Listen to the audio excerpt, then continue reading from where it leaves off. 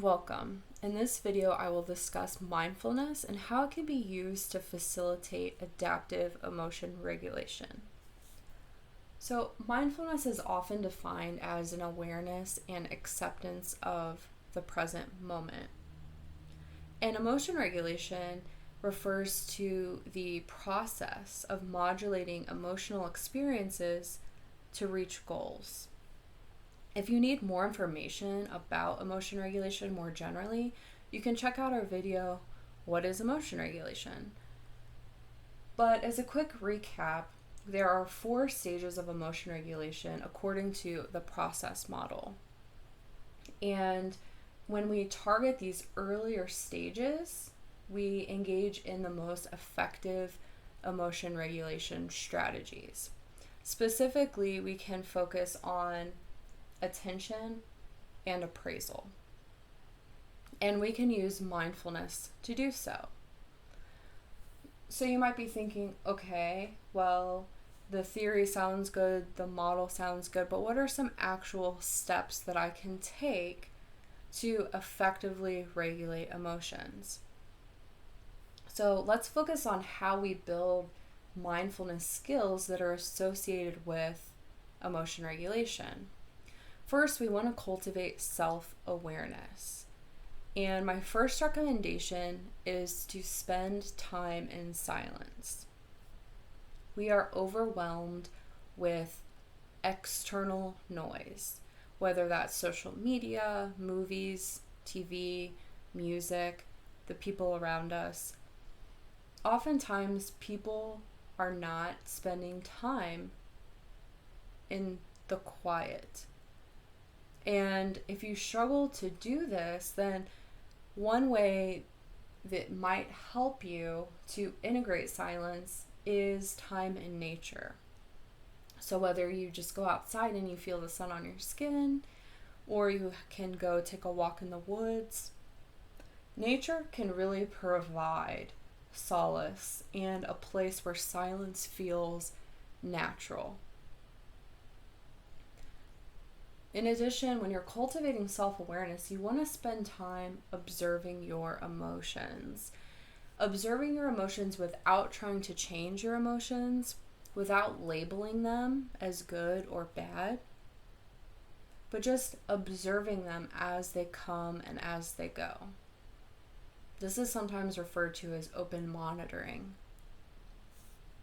Another way that you can cultivate self-awareness is to engage in meditation. If you're a beginner and you're trying to start meditating, I highly recommend guided meditations because they give you something to focus on and they can feel less overwhelming. Similarly, breath work is an excellent way to focus on the body and the bodily sensations and to take a break from focusing on things that are outside of the self.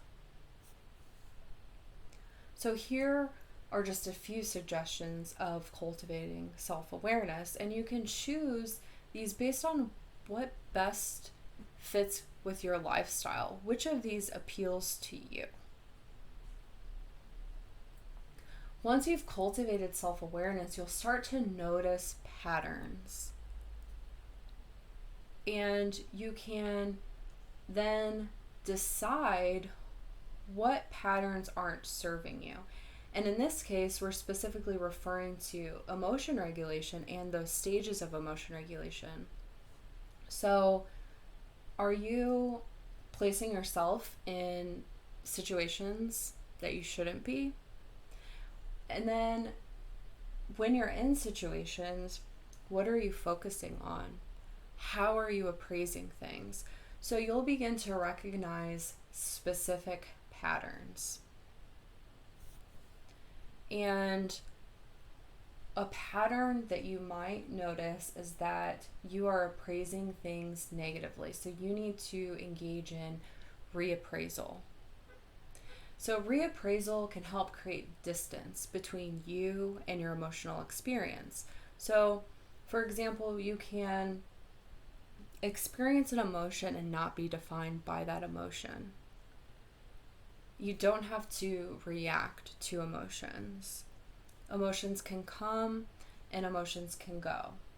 If this is something that you find difficult, then I highly suggest that you engage in some decentering affirmations, which we have on our channel. Reappraisal is also very helpful when you're catastrophizing, when you are expecting the most negative outcome, when you expect the worst, when things are being blown out of proportion. Cognitive reappraisal can also be used to help you let go of should be's. In other words, this should be like this, but it's like this. This person should be doing this, but they did this. This is really about cultivating acceptance. And this is something that emerges for a lot of people where they have these preconceived notions about the way that the world should work, about the way that their relationships should work. And to let go of the should be's and just accept things as they are can be extremely powerful, especially when it comes to emotion regulation. People often engage in negative attributions, so we can assign motivations and intentions to other people. For example, if I'm in a relationship and someone does something and I'm thinking they meant to hurt me or they knew that would hurt my feelings. The problem with negative attributions is we don't ever really know how other people are feeling, how that person is thinking, what their intentions are. And so negative attributions, even if they're true, do not serve us. In most cases, they're not going to be true because there's no way to know. And we're just reacting in an emotional, illogical way. Negative self-talk is another type of behavior that people engage in that should be reappraised. So if you make a mistake and you think, oh, I'm so stupid, or you go to a party and you see someone and you say, oh, they would never like me. These are patterns that are very self-critical and cause a series of mental health issues, and they can be addressed through reappraising these situations. So when you become aware of your emotions and aware of the way that you regulate them, then you may notice specific aspects of these experiences that you need to reappraise. If you are struggling with negative self-talk and self-critique, which many people are, then self-compassion exercises can be especially helpful for you. This includes things like self-affirmations. So you can spend a few minutes each day repeating affirmations out loud. You can also write them down, but I highly recommend doing affirmations verbally. Again, you can listen to guided affirmations on our channel. Loving kindness meditation is another excellent way to bolster self-compassion as well as compassion toward others, and it's a very powerful practice.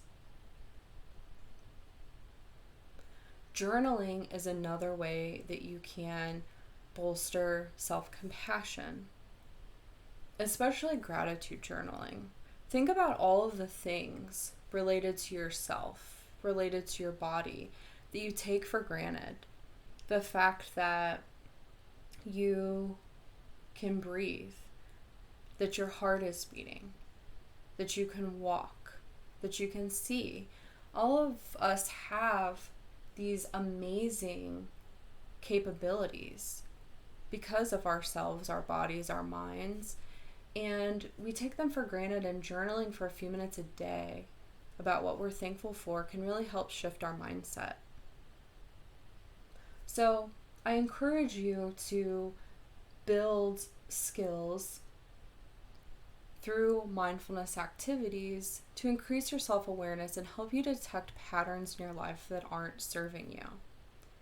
This isn't going to be something that happens overnight, but the research indicates that consistent mindfulness practice over time has profound results.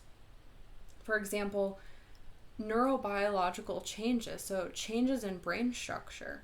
So these types of practices are very powerful, and consistency is more important than the duration that you engage in these practices each day. So think about what makes sense for you, how much time you can realistically set aside each day, and make a commitment to choosing some practices that make sense in your situation, and then let us know how it goes. Please like the video and subscribe, and thanks for watching.